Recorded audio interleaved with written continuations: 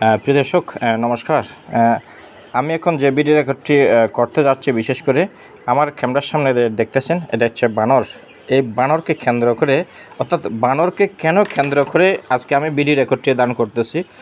আজকে আমাদের বৌদ্ধ সম্প্রদায় বলতে শুধু আমাদের চট্টগ্রামের সমতলবাসী বড়ুয়াদের নয়, এবং প্লাস পার্বত্য চট্টগ্রাম বৌদ্ধবাসীদের জন্য এবং সারা বিশ্বে আজকে একই দিন আমাদের বৌদ্ধ জাতিদের জন্য যে শুভ মধু পূর্ণিমা উদযাপন করতেছি। আজকের দিনের মধ্যে খুব গুরুত্বপূর্ণ একটা দিন উদযাপন করতেছি।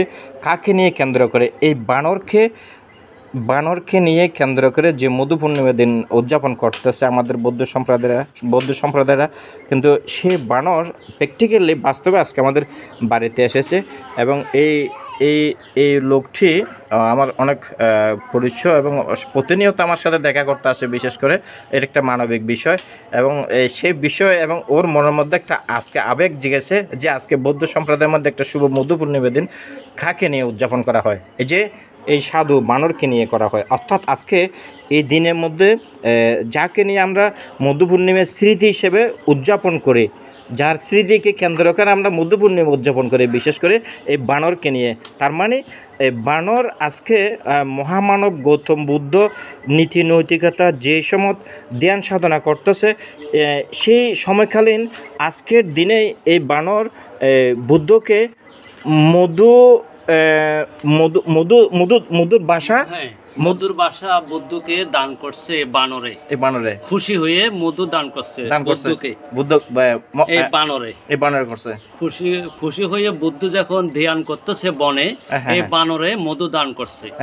এই বানরে 2 হাত দিয়ে মধু দান করছে। এই বানরে আজকে আমি মধু পূর্ণিমার দিনে আমার এই দাদার সাথে আমার সাথে পরিচয় হওয়ার ক্ষেত্রে আমি বানরটা নিয়ে এখানে আসছি। মধু পূর্ণিমার দিনে আমারও মনে জাগছে এই পূর্ণিমাটা আসলে বাস্তবিক। Thank you. এই বানরটা নিয়ে আমার এখানে আসা। আমি বসলাম, তো দাদা একটু আর্য করতেছে, এই ক্যামেরাটা করতেছে। আসলে মধু পূর্ণিমাটা বাস্তব যেন চিরস্থায়ী যেন বাস্তব থাকে। থ্যাংক ইউ দাদা, সাধু।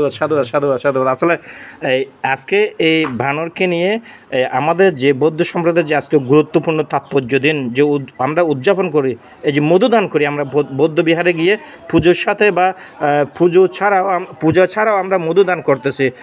প্রত্যেক শ্রেণীর প্রত্যেক পদমর্যাদার মানুষরা মহামানব গৌতম বুদ্ধের নীতি নৈতিকতার মাধ্যমে যে স্মৃতিকে নিয়ে আমরা তো দেখিনি কোথাও দান করেছে, কোন জায়গায় দান করেছে, সেটা আমরা বই পুস্তক পড়ে সেই স্থানটা আমরা প্রজন্মের শিক্ষা দীক্ষার জন্য লেখাপড়া করে থাকে। কিন্তু বিশেষ করে স্থানটা তো আমরা দেখিনি, কিন্তু আমরা করি কি, সেই যে বানর যে আজকের দিনে যে বুদ্ধকে মধুদান করেছিল, সেই স্মৃতিকে নিয়ে আমরা বৌদ্ধ সম্প্রদায়রা আমরা বুদ্ধকে মধুদান পূজা উদযাপন করে থাকি, বিশেষ করে প্রত্যেক বৌদ্ধ বিহারে।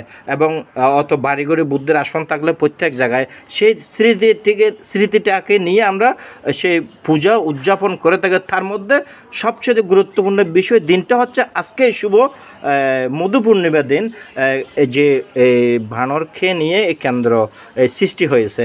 তবে আমি এই বিষয়টার মধ্যে এই দাদা যখন আমাদের বাড়িতে এসেছে, আমি কিন্তু এই বিষয়টা আমার মনে পড়েছে যে প্র্যাকটিক্যালি আজকে আমি এই সাধু বা এই বানর যে আমাদের মহামানব গৌতম বুদ্ধের ধ্যান সাধনার সময়কালীন যে মধু দান করেছিল দাদা, এইটা ওই বাসা থেকে নিয়ে এসে হ্যাঁ বাসার থেকে মধু যখন বুদ্ধ যখন বনের ভিতরে ধ্যান জয়লাভ করতেছে, ওই বানরে দেখার পরে যে বুদ্ধকে আমি কি দান করি, কি ফল দান করি, তো বানরে দেখলো একটা মধুর বাসা, ওই বাসাটা এনে দিল বুদ্ধর হাতে 2 হাত ধরে।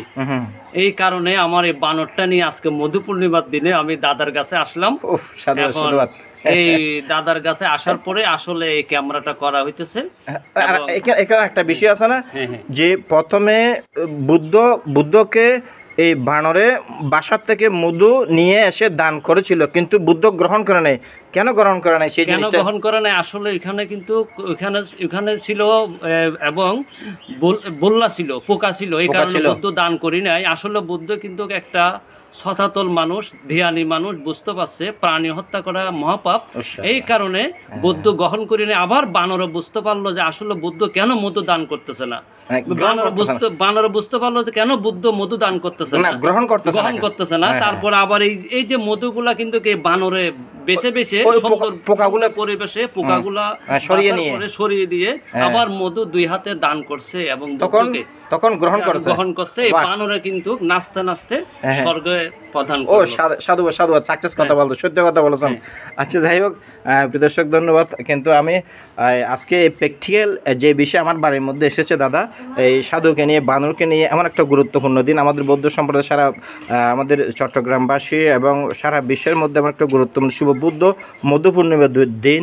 এবং আমি আজকের বিশেষ করে জাতি, ধর্ম, বর্ণ নির্বিশেষে বৌদ্ধ শুভ মধু পূর্ণিমার শুভেচ্ছা জানাই এবং জগতের সকল প্রাণী সুখী হোক। তার মধ্যে সবচেয়ে গুরুত্বপূর্ণ দিন হচ্ছে এই প্র্যাকটিক্যাল সাধু বানর, অর্থাৎ জগতের সকল প্রাণী, মনুষ্য ছাড়াও।